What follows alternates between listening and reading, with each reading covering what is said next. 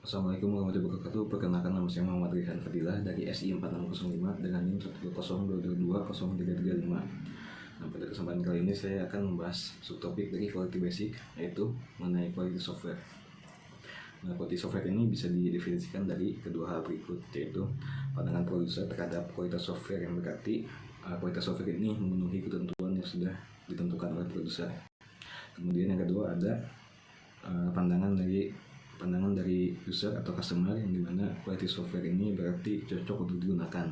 Jadi bisa disimpulkan dari kedua hal ini, kalau quality software itu merupakan software yang di-develop atau dikembangkan oleh produser, yang dimana softwarenya itu memenuhi kebutuhan yang diinginkan oleh pengguna, terlepas dari ketentuannya terpenuhi atau tidak, ketentuan dari produsernya terpenuhi atau tidak.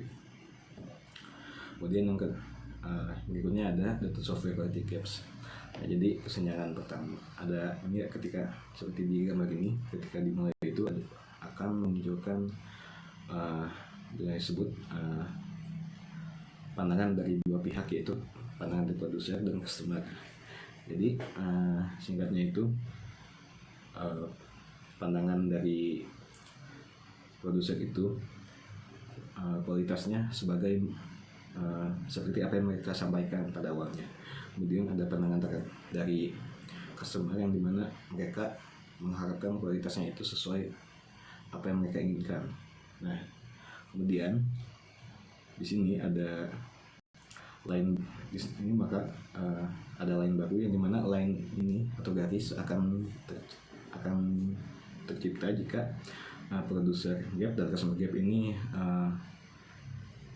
bersatu gitu ya. Jadi yang lain atau baris ini itu artinya kualitasnya sesuai apa yang kedua pihak ini harapkan.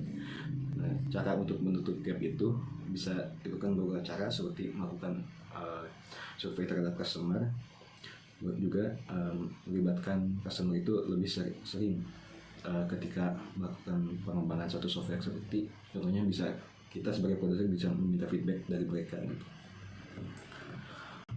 Selanjutnya ada quality message. Jadi keunggulan ini bisa didefinisikan sebagai superioritas yang fungsinya untuk mengukur kualitas suatu software atau produk. Penting bagi tim manajemen untuk menyepakati definisi kualitas dan tingkat keunggulan yang ingin dicapai. Fokusnya adalah pelanggan itu sendiri, baik internal maupun eksternal. Dengan kepuasan pelanggan itu tentunya menjadi hal yang paling penting. Pelanggan internal menerima hasil pekerjaan individu dalam suatu organisasi, sedangkan eksternal itu memanfaatkan produk atau layanan organisasi, memahami dan melalui ekspektasi pelanggan yang sangat penting untuk keberhasilan organisasi, yang memerlukan fokus khusus pada pelanggan internal dan eksternal. Jadi kesimpulannya,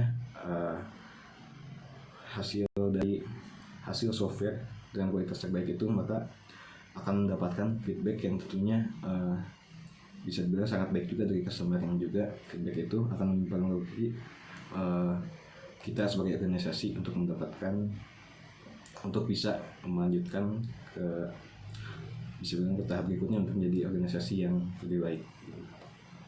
Kemudian ada improving quality software.